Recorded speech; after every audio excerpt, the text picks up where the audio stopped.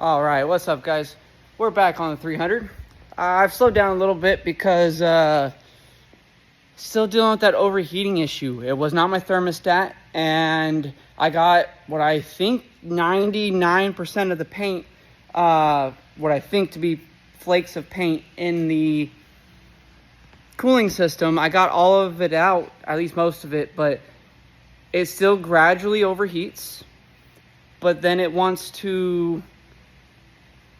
cools down. As soon as I go low RPMs, it starts cooling down, or if I come to a stop, it cools down super fast, which means my passages aren't blocked. Coolant passages aren't blocked because they would not be cooling back down if they were blocked. They would stay overheating.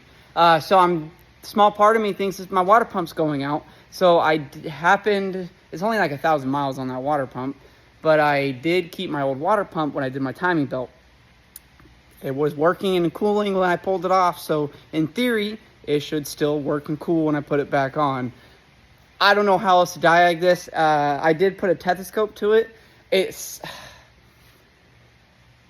sounded semi-normal at idle, which it cools at idle, so that could not be an issue. But when I revved, it had kind of a grinding sound to it. So I figured, why not? At least it's my labor, which sucks, but might as well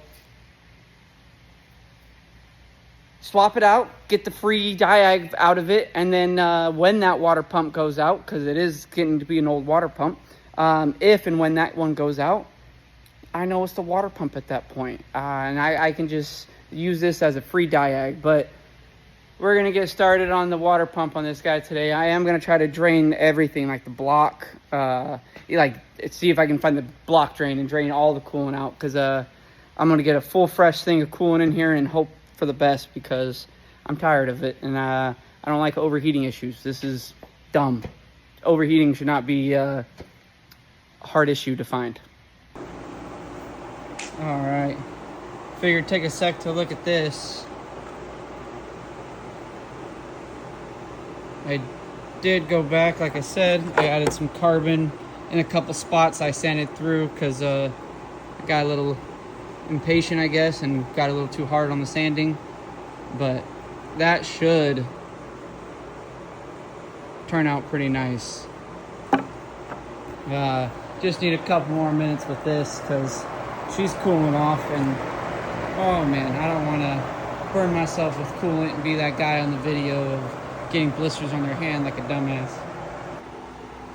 All right, got all the coolant drained for the time being. At least the front end. Well, I just thought I'd give a quick look underneath between the KW coilovers, Power Tricks control arms, ST sway bars, HKS blow-off valves, upgraded CZP intercoolers, Z1 pop charger, solid mounts, billet internals on the turbos. Kicked my coolant.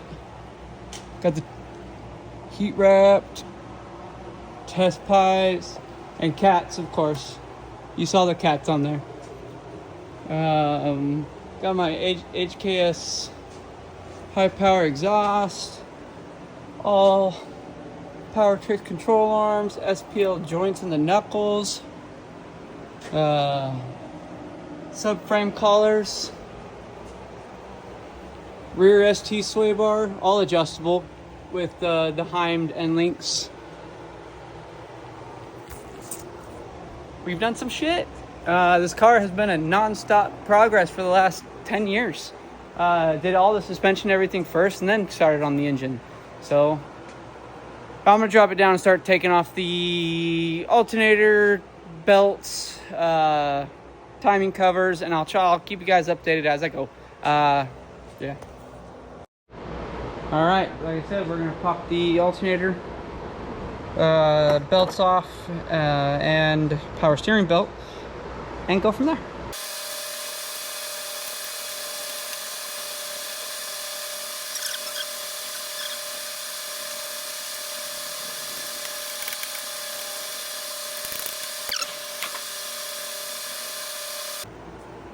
Alright, got the basic stuff off so far. Yeah, I'm going to pull the timing covers. I am going to see how little I can pull off to do this. More than likely I'll have to pull my fan.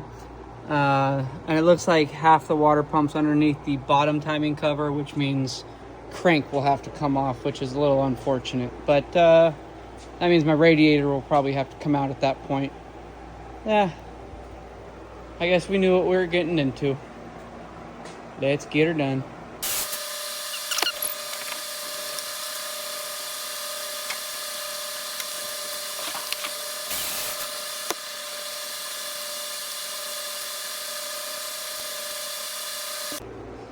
And covers off. Gates Kevlar belt still looking nice. And I mean, as I already said, I knew I was gonna have to. I was just dreading it, I guess.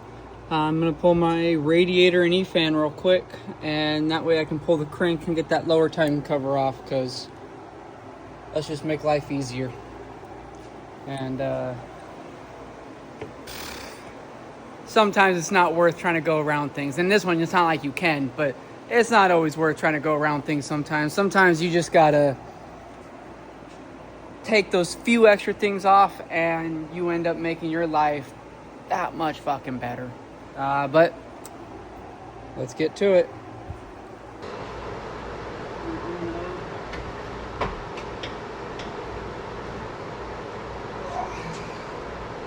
Yee!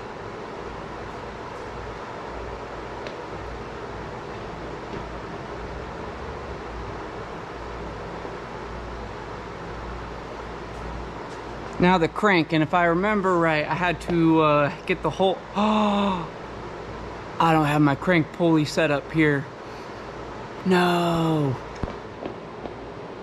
Well, let's hope it comes off this time. That's not good, boys and girls. Fuck. So I fudged up.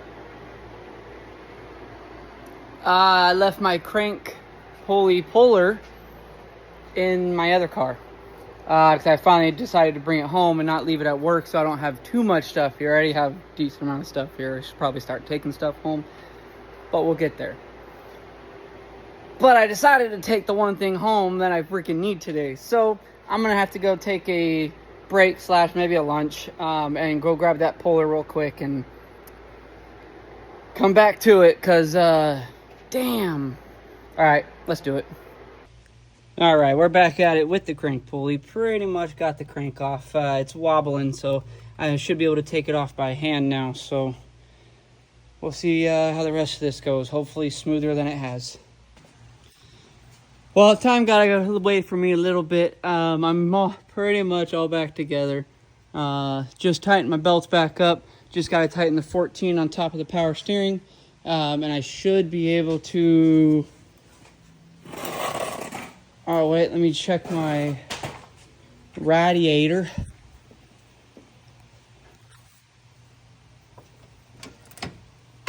There we go. Now it's seated properly. So boom, boom. That's all seated now. And now we'll drop her down. Oh, moment of truth. We're gonna see if this fixed anything or not.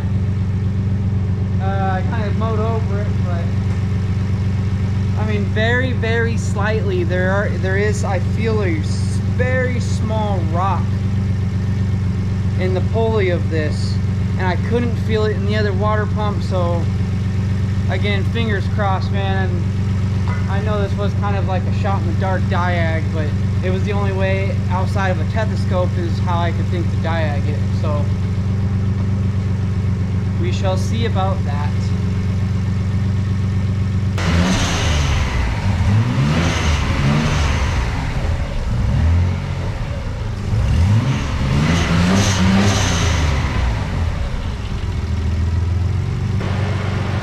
That's the hardest part, is it won't overheat burping or idling like this. I could sit like this for 16 hours and it would still run fine and not overheat.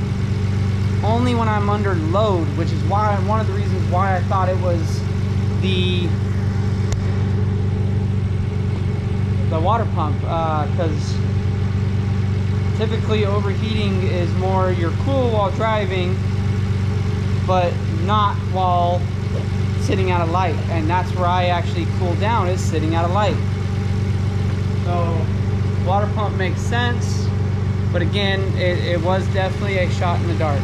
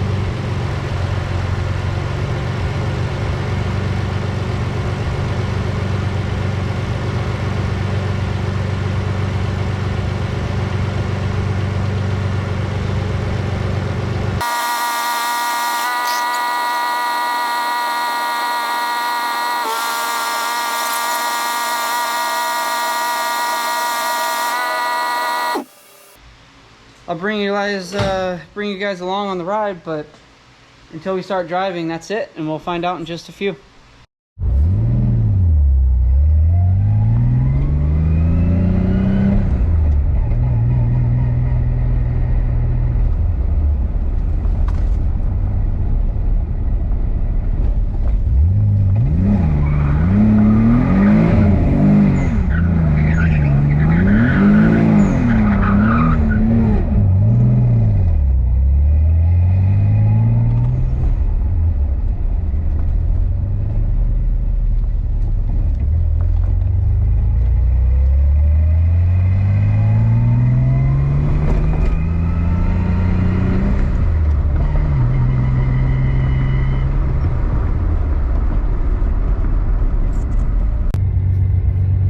So that was a bust. Car is at 220 right now. Just got home. Kind of like I don't know if I said it on here yet or not, but I'm gonna start testing for a blown head gasket. Again, official affiliate driver program. Super excited about that still. And that's especially with this, me making my big push this year, trying to make it to SEMA, with this moody bitch.